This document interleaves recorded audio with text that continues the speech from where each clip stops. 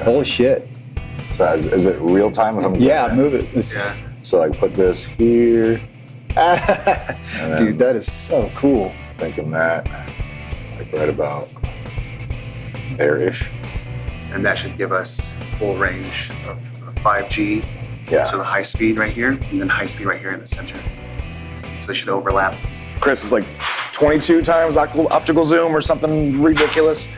But we'll be able to literally like see hair follicles on anyone that wants to bust in that door, even at night, like with the infrared. Is this the stuff you guys mixed up when I was here last time? Actually, you know what? I think it was this. Really? Yeah. Oh, cool. So, Would this be considered like an IPA? yeah, this is our IPA. Just don't tell everybody it's this early in the morning because I'm drinking a beer on video here. I'm okay.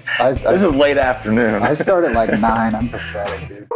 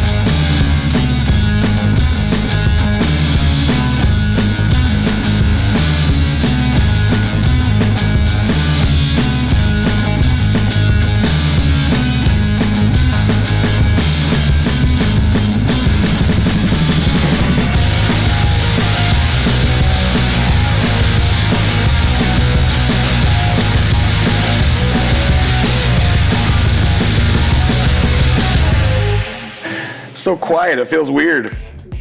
So this is where we're going to put the G4 Pro up into that corner right there. Right now we have the G3 Instant, and they set it up and they looked all out here in the lobby and they had a really nice picture. So we're going to put that camera up in that corner, and then we're going to put the AP right inside the tap room right here, and I'll show you all what we're doing inside the brewery. Sorry, it's like crazy loud in here, but we're going to be putting the other G4 Pro up in that corner right next to the Iron Maiden flag. That way they can see everything that's going on in here. They can see the back door for deliveries or somebody up to no good, and they can make sure that nobody spilled any beer. And if somebody does, they'll be able to be like, hey dude, I saw you on camera. You owe me a beer. As far as the AP goes, we're just gonna put it right here in the middle of the room. They are so happy about these APs. They've already put it through the test, and they went into their walk-in cooler and they said that they never had Wi-Fi service in there. And if they did have anything, as soon as they would close that door, their Wi-Fi would go out. Now they can go inside the walk-in cooler and close the door and have perfect Wi-Fi signal inside of there. That is just crazy, man. I can't get over how pretty it is in here. How these are all lined up, those doors going into the brewery, that badass Iron Maiden flag. Dude, it is so cool in here. It's always cleanly in here. You guys really take care of your beer, and I can't wait to chug more of it. So it's not all talk, man. We can back it up. Ask my guys at Harbottle here. You go in the freezer. They'll lock you in there and check your Wi-Fi and see what you think. I'm gonna stand next to you and have you show me. Well, I'm still learning how this thing works. Well, whatever you were about to show me. I'm muddling through.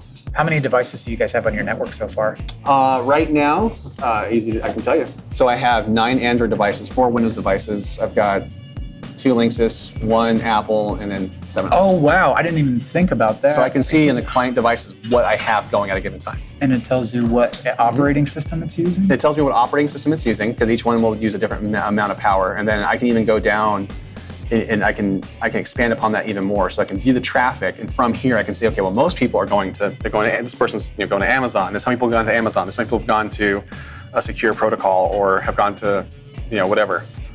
So I can see what the highest, I was talking about earlier, I can see what the higher usage is, or who's using the most of what, but I can see by traffic what's being used the most, how many megabytes have been used since a given time. So this gives me like a full window of opportunity to see what's happening and how to address what I need to address if there's a problem. The guest portal is going to be able to enable you to see a splash page. And that splash page, you can put advertisement, whatever specials, whatever else in there, rules and policies and that so forth, so you can protect your business if people are going to log on there and they're going to use it with unfettered access. Right. You can protect yourself by putting some disclaimers on there. Okay. Ubiquiti already has a splash page set up. And then on that, there is already kind of a default protection that Stocks talks about, like, your use is you. Anything that's non-lawful is on responsibility for you, not us. And then also kind of talks about, like, if anything breaks, that's on you as well. So it reduces the liability or risk of what they use and how they use it, since, unless you put in advanced settings to stop any type of usage, which we can do as well. Okay. It gives you more security and more capability. So you have that splash page on your guest hotspot. For security purposes, we can close down our service set identifier, or SSID, so the name that we use for our business Wi-Fi. We can put it so it's not being advertised, right? So, there's the Harbottle Wi-Fi or Harbottle X Wi-Fi, and then there's the guest Wi-Fi. Right. So when people come in, they can see both. So it's to prevent them from clicking on the other one, just doesn't exist. They can't see it. So we mask that. How do you do that? You do that within? Yeah, you go right here. I'll show you. Go into advanced settings, and then you'll see a option for security. You click on security, and then right here it says hi Wi-Fi name. Okay. And it'll prevent your Wi-Fi SSID from being broadcasted. So if I click on this and apply changes, now when you go onto your phone or whatever, the only thing that you'll ever see available to you is the guest Wi-Fi. So my next question would be, like, so how much of this have you looked into so far? Like your dashboard and the Ubiquiti stuff? This is my first time. Okay. What do you think of it so far? So initially, I've used quite a few different ones, and my first initial reaction is the simplicity. So I can easily go into the dashboard on here, and I can see how things are interconnected. I can see what's on the network, what the use of it is, and that's pretty powerful too, because I can see where people are spending most of their time, and we can also address, like, if we're having way too much use going on, we can address that.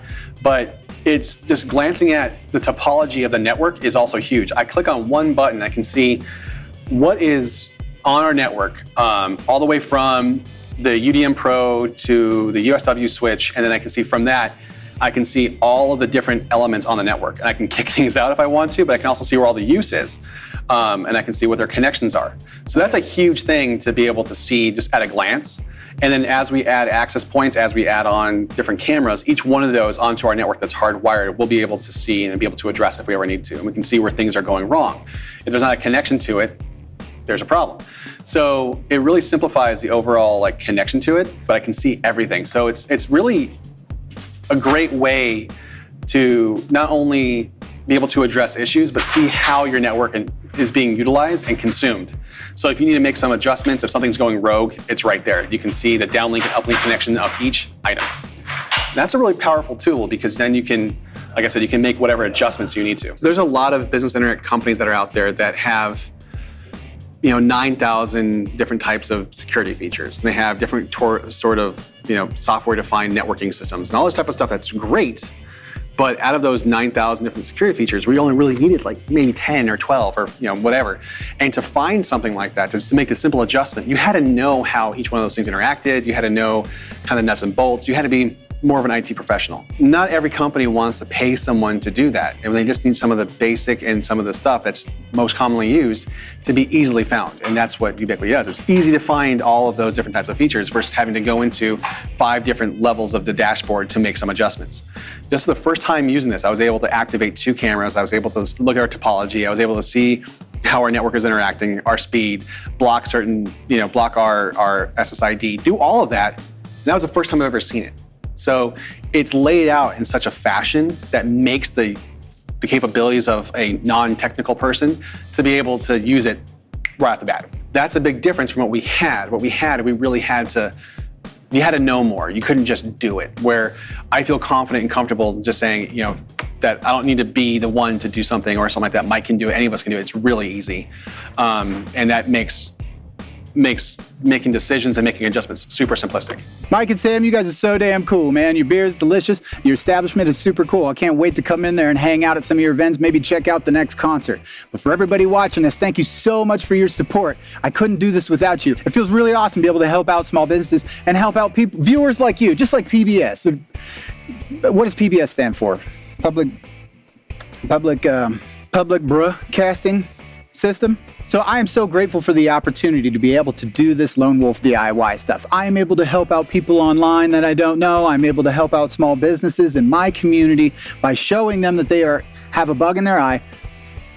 So now that they have all their equipment, they don't need a guy like me. They don't need anybody to tell them how to do it. They can even refer to Lone Wolf DIY and check out my YouTube videos. Please like and subscribe and hit that notification in the corner.